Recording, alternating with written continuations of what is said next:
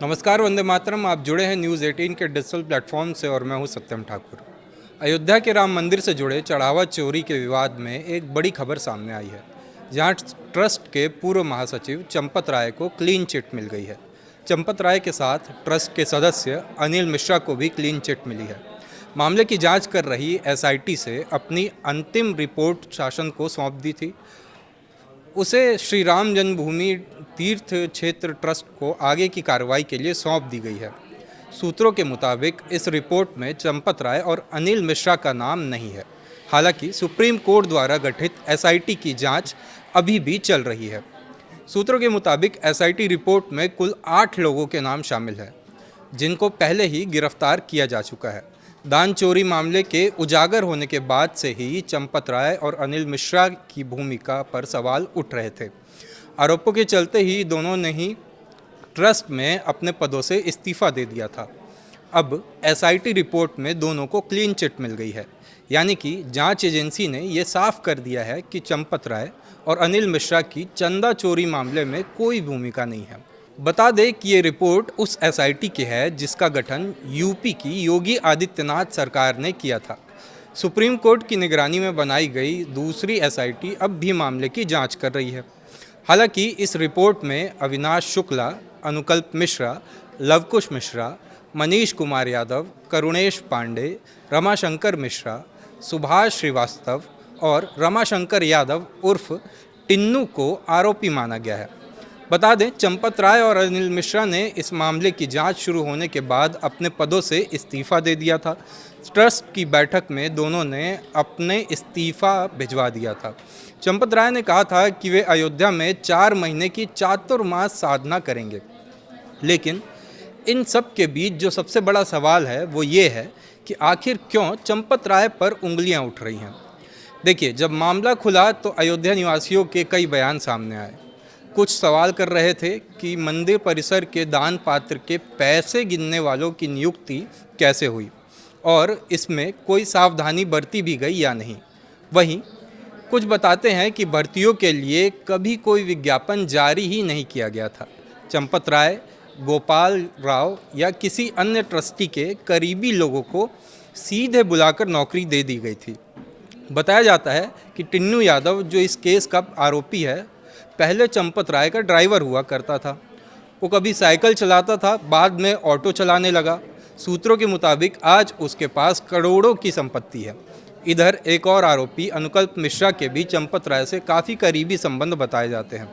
वहीं कुछ दावे ये भी कहते हैं कि अनुकल्प मिश्रा बजरंग दल, जो कि विहिप की ही एक इकाई है, उसका सक्रिय कार्यकर्ता और आरएसएस की शाखा का भागीदार भी है। लेकिन चंपत राय और अनिल मिश्रा को क्लीन चिट मिलना अपने आप में इन सभी आरोपों को पहली नज़र में ही खारिज करके दिखता है।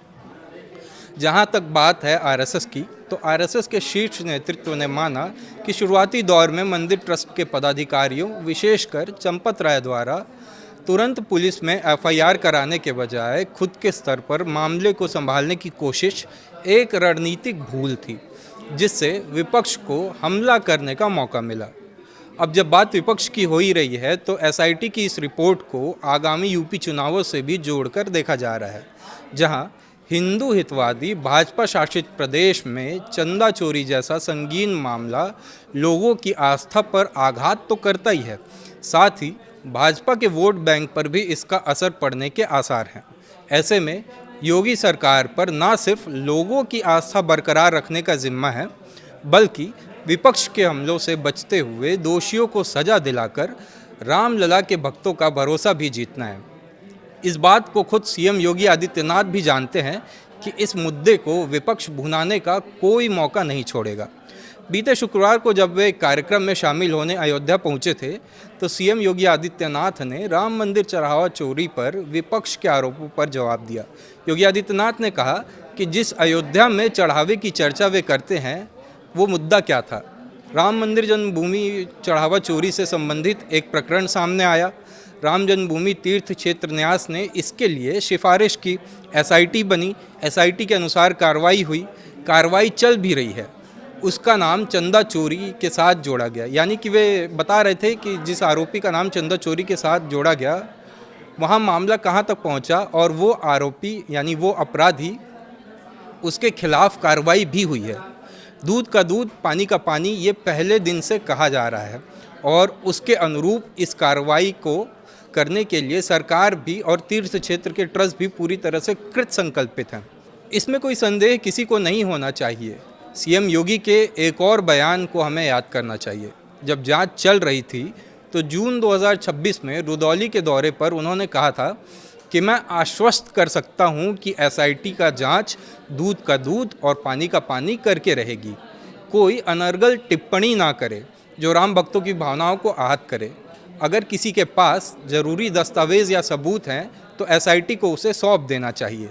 उन्होंने विपक्ष यानी सपा और कांग्रेस पर भी निशाना साधा कि जो पहले राम भक्तों पर गोली चलवा चुके या राम के अस्तित्व पर सवाल उठा चुके हैं वे अब उपदेश दे रहे हैं।